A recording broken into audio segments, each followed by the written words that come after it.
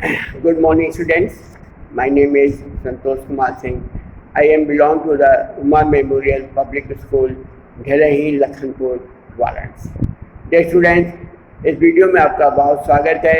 Dear students, आज हम आपको हिंदी व्याकरण में सर्वनाम क्या होता है, सर्वनाम किसे कहते हैं और ये कितने प्रकार का होता है, इसके क्या क्या उदाहरण होते हैं. ये स्टूडेंट, आज हम इस पर विशेष रूप से चर्चा करेंगे. विशेष रूप से आपको हम समझाने की कोशिश करेंगे बिल्कुल सरल भाषा में, ताकि ये बात आपको आसानी से समझ में आ जाए.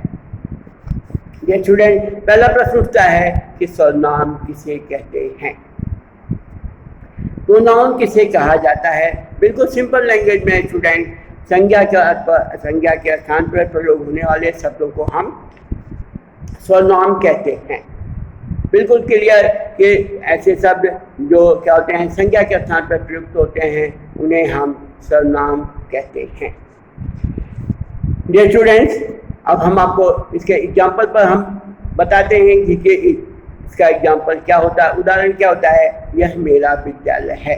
तो यहाँ पे क्या कर रहा है, इंडिकेट कर रहा है कि मेरा क्या है. इस उदाहरण में सर्वनाम है और ये बता रहा है कि ये विद्यालय मेरा है.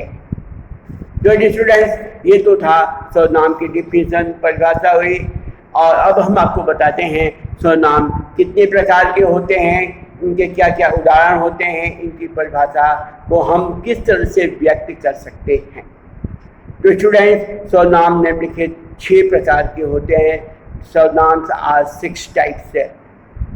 पहला क्या हो गया, पुरुषवाचक सर्वनाम. ये क्या होता है, जिसे हम अंग्रेजी में पर्सनल प्रोनाउंस कहते हैं.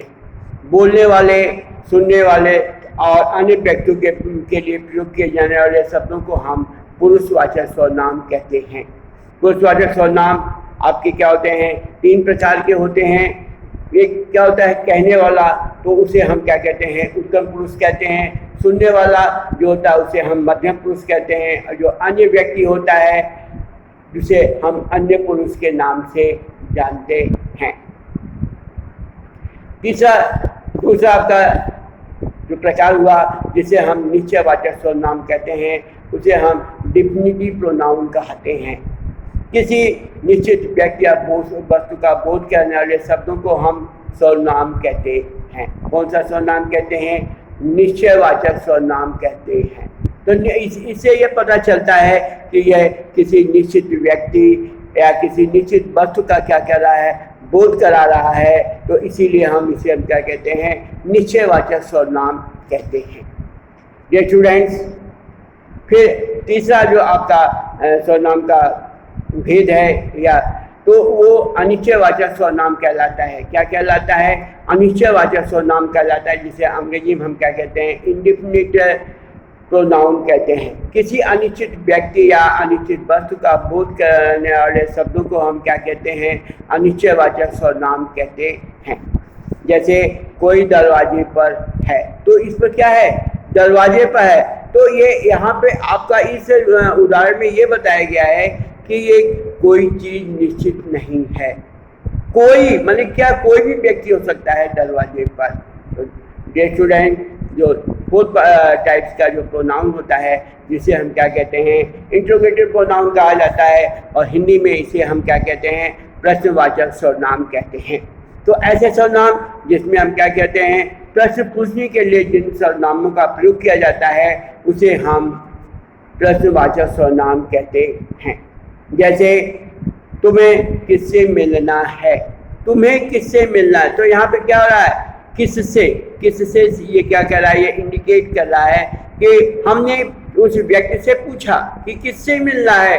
तो किससे का मतलब क्या होता है कि आपको किस व्यक्ति से मिलना है. तो ये इंडिकेट कर रहा है. तो ऐसे वाक्य या ऐसे उदाहरण जिसमें हमें प्रश्न पूछने का आदेश होता है या प्रश्न पूछने के बारे में हमें जानकारी होती है, तो ऐसे शब्दों को हम क्या कहते हैं, प्रश्नवाचक सर्वनाम कहते हैं. डियर स्टूडेंट्स, फिर आपका जो टाइप्स ऑफ सर्वनाम होता है, उसे हम कहते हैं संबंधवाचक सर्वनाम कहते हैं. अर्थात इसे हम रिलेटिव प्रोनाउन कहे जाते हैं। रिलेटिव मीन्स क्या होता है, संबंध, जिससे हमारे संबंध होते हैं उसी को हम कहते हैं संबंध वाचक सर्वनाम कहते हैं। जो शब्द वाक्य में आए हुए सर्वनाम या संज्ञा शब्दों से संबंध जोड़ते हैं उसे हम क्या कहते हैं, संबंध वाचक सर्वनाम कहते हैं। तो उदाहरण है, बहुत ही सिंपल उदाहरण है, जो पढ़ेगा वह उत्तीर्ण होगा। तो यहाँ पर पढ़ेगा और उत्तीर्ण होगा, तो ये क्या कर रहे हैं, वाक्य में जो शब्द आते हैं उसे क्या कर रहा है, संबंध जोड़ रहा है कि जो पढ़ेगा। तो मैंने यहाँ पे ये बताया गया कि जो पढ़ेगा, जो बच्चा पढ़ेगा वही उत्तीर्ण होगा, वही पास होगा। तो कई शब्दों को जोड़ करके क्या किया गया है, एक वाक्य की रचना की गई है। तो उसी को हम क्या कहते हैं, संबंधवाचक सर्वनाम कहा जाता है। लास्ट में हम आपको बच्चों बताते हैं कि रिफ्लेक्सिव प्रोनाउन क्या होता है। रिफ्लेक्सिव प्रोनाउन उसको कहा जाता है जिन संज्ञा सर्वनामों का प्रयोग स्वयं के लिए किया जाता है। माने क्या होता है, ऐसे सर्वनाम जिसका प्रयोग हम अपने लिए करते हैं, तो इसीलिए इसे हम निज माने क्या होता है, अपने लिए किया जाता है, उसी को हम क्या कहते हैं, निजवाचक सर्वनाम कहते हैं। मैं वस्त्र स्वयं सिल लेती हूँ।